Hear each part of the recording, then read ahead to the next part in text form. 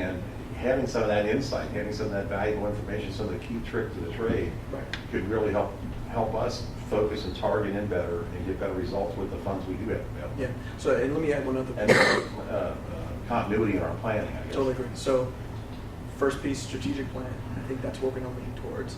I think from a tool standpoint, we'll do the workshops. Our website now, we're branding ourselves to talk about more best practices. Also talk about the project pipeline. You know, very much once a project is finished, once Madisonville or something else comes online, you know, we should be tooting our own horn, right? And so you'll start to see those, and I think those will be a resource for other communities, so they can see, hey, what are the sources and uses on this deal? You know, what tools were used to develop this deal? I think those will be kind of a thought leadership piece, or a piece associated with teaching people what's out there. I think the other piece, though, is tracking, though, because this is something that's kind of added to me, or something I'm passionate about, is very much came into our group, and we had some of that functionality, but I think for organizations with robust as ours, we really need to create a group within our group that does monitoring and compliance of our agreements. And so, yeah, exactly. And so I think we'll be able to mine that data and then make better investment decisions. So even before, a few things have just come out recently, but we were already thinking through that. And so we actually have a position now for a person that will manage that group. And so hopefully that will serve us well. Oscar, I have two things. One is, you know, I'm thinking about this thing you're talking about, wanting to do some workshops on what tools you guys got, and I take you, when you say that, earlier you said things like we want to, our approach is going to be, how can we make something happen? And so when you have something that you say, this is what we got, I've seen so many times that what's rolled out isn't really too usable. So you know, how are you going to make that thing about, well, okay, here's what you guys want to do, how can we make that happen? With the response of, well, we don't have that tool in our toolbox. Yeah. You know, so I guess that's the kind of the two sides I kind of wrestle with. Right. No, I agree. I mean, we need to be agile enough to be able to respond to new requests and things that come online. But I also think it's, you know, back to this piece, right? We very much need to be able to say these are our tools within the toolbox. You know, to the extent we need to create something. I mean, once again, let's back into this, right? What we're doing is thinking about our resources, right? And then how do we allocate those resources fairly, right? And so I think most of the tools is one, to incentivize people to do development, but then we also are thinking about the other piece of it, how do we funnel in our limited resources potentially into different projects. So I think we want to leave our discretion to think about things as they come online, to your point. But I think we also need to think about, you know, how we present those information so everyone's on the same place associated with it. So one of the things that we had talked about a month or so ago was this whole issue of tax abatement and requests coming through for 30-year 75%. Has the department worked through that yet? Yeah, we actually had a good meeting yesterday on one of your projects, the project you're referring to, and we have made a good progress. And so, you know, obviously none of this has been approved, so it's kind of premature to talk about in detail, but what we're thinking through there is that as we give incentives, there should be some thought given to how do we take a portion of that incentive and help the overall community versus, and not necessarily here, but I've seen in other cities where there's this big giveaway and there really is no thought to a balance, a negotiation. And so that's the piece associated with that one. So we have made some good progress, and you should be hearing about that shortly. All right. And if you tie back in with this thinking, I think, if I understand that, not just how do you make something happen, but how do you make sure we're making the right thing happen with the resources that we have available. Yeah, I agree. We get the best bang for our buck, and we get the highest impact project that, you know, on the table and in proper focus and discussion. I mean, I think we need resources to help us do that, I guess. Yeah, and you're saying at our level or your level? At your level, Yeah. just provide some basic education, benchmarking, coaching. I don't know what staff resources you have. I don't want to put their hands on you that you don't have resources for. But just even just things on a web page. Some of the other redevelopments that I've been familiar with have like a website where they actually list out critical data and information, statistics, so that people with it, you know, that can use that to help develop their plans. In other words, you know what the trends are from, say, residential housing versus how much money did the average household spend in an urban business district, and that kind of data that says, so should we work on more housing, or should we work on developing more parking, or should we work, should we try to develop our customer base, our consumer base, or should we, I'm not sure that we understand sometimes what's going to give us the best impact for our particular existing demographics. How do we move from point A to point B and get to the future? Yeah, no, I agree. And I think that should funnel into an administration's priorities, right? And so, the coupling of those two is, somewhat of a dance. But I think at And the it's end of the different in day, every neighborhood. I mean, the it same is, things will work right. for us may not work for others. And We need that's to exactly right. identify what's the best no, package. you're right. And so once again, it's back to that. There's no cookie cutter approach to any of this, right? And that's why economic development, community development is so much fun, right? Right. Yeah, it is. Oscar, I'm going to put in a lobby for one of your upcoming workshops, particularly given your background in finance. I have found over the years that the whole issue of putting together a financial package that is going to be attractive to a prospective developer is probably one of those areas where, frankly, your department and your background could be invaluable to many of these neighborhoods whose major task right now is to attract new development into their business district. So I'm lobbying for your finance workshop.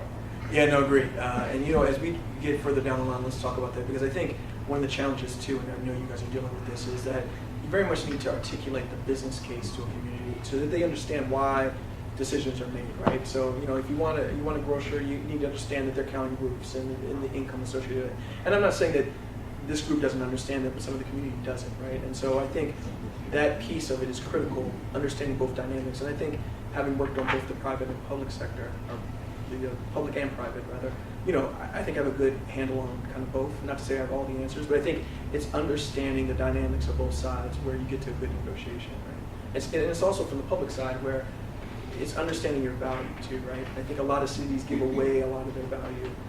And so it depends on the administration, it depends on the market. There's so many different factors, right? You can't just assume something. But I think going into a negotiation, knowing what risk inherently go best for the city versus the private developer, or what inherently you want to get out of the deal is a key piece that many cities go in blindly with. And hopefully we'll change that. Not change that, but, that won't be a problem for us here. Cincinnati has long been recognized for its arts and culture scene, with organizations like the Cincinnati Symphony Orchestra, the ballet, the opera, the largest arts community fund, fine arts fund, Arts Wave now, in the country, and a very vibrant independent art scene. Cities like Chicago and Minneapolis have long used these institutions for economic development. How do you see Cincinnati leveraging the cultural institutions and the unique opportunities that we have for economic development? Yeah, I love this question. And it's something I'm extremely passionate about and have not had a chance to really talk about platform on. So just a little background, I'm very much the son of an entrepreneur. She started out very much raising my family, me and my three brothers, and then decided she wanted to start her own business. Now a very successful entrepreneur in that she owns her own art gallery. And so very much have been free labor to her for years, moving paintings and sculptures around, but very much grew up in the arts. And so I think the arts are a big part of how a city grows, right? And so I think, although I don't have my hands around it for Cincinnati yet, I hope to. But as a result, let me just give you a couple of examples. In DC, and I think a lot of cities have done this. When you have a huge population, or not population, within your portfolio of assets, you have a lot of abandoned buildings, right? Arts have very much been the pioneer into coming into communities, changing the dynamic of the fabric there, and then turning those into win-wins for everyone, right? Brooklyn, in DC, there was Adams Morgan, a few other places. And so I think we can think smart about how we couple those two, the arts community and the economic and community development groups, so we can think about how that can best serve us here in Cincinnati. I don't want to get too far into the task report and things we're voting on, but as you talk about those connections, and we do have our champions within the department, do you see a potential need for someone who could potentially focus on these neighborhoods and be that information hub to allow it to be more of a sorting process to get in front of you and the other sources, the things that have to get there? because we all clamor. I mean, you know, the reason there's twice as many people here as we expect is because it's like, okay, here's the chance, and that's going to be consistent. And so if there's someone, man, I didn't get past gatekeepers forever, but if there is a gatekeeper, if there is someone who's gathering that knowledge to be able to take some ideas from you and say, these are the things that need to go further, these need to go here, many times if we can just get an answer or a response, it calms the masses. And that person's concentration could be on these very active neighborhoods all the time, where you're going to have we're going to let you do other things. You know, like on Thursdays every other month. But realistically, yeah, do you see that as a role, as someone that might happen? No, that's a good point. I mean, I very much think my staff currently, you know, we can talk about how that can be improved, right? How it should be that basis. But happy to think about how, you know, maybe quarterly we think about somethsomething where you guys have a platform. Because, you know, obviously, you know, it's 30, 40 people in this room, right? And it's hard to block off upon a period of time on my schedule for everyone. But I think if we do this as a collective, as a group, and we can think through that. I'm happy to think through that. And parking in front of your house is getting awkward for me. I thought everybody was here for sandwiches. Talk about the opportunity to talk to me. It's funny. Oscar, it's interesting, I think, when you talk about coordination and trying to get a handle on what's needed in the neighborhood and how you go about that. CMBDU's been around for 20-some years now, and one of the things that's always interesting to me is that for a monthly meeting, they have 25 to 30 neighborhoods show up, and somebody will bring up a question, somebody else has already done it, they'll know somebody who's done it, and can give you the option of being able to do something or tell you who to contact. I know the CDC Association does the same thing, and we coordinate between ourselves to make sure you've got that expertise. And I think people need to realize that that's available, because the city relies on what we've been doing in order to get feedback. Right. Your development officers call us all the time Right. because somebody specifically has a problem and somebody else has already done it, and you put the two together. And I think that's really important. And I think when you are questioning what you're doing, there are other people out there that have already done it, failed at it, or succeeded, and you need to be able to meet with them. The development officers, the people in housing, they've pretty well been there and know who to contact. If you don't, Patricia's organization, my organization, Invested Neighborhoods, all have the ability to work with you. We also spend time working with communities to make sure they play well together. They don't always, and I think that's a critical part. But I think it's important that you utilize that, because you're not the only one out there by yourself. Right. Somebody's done it before, somebody knows how to do it or who to contact.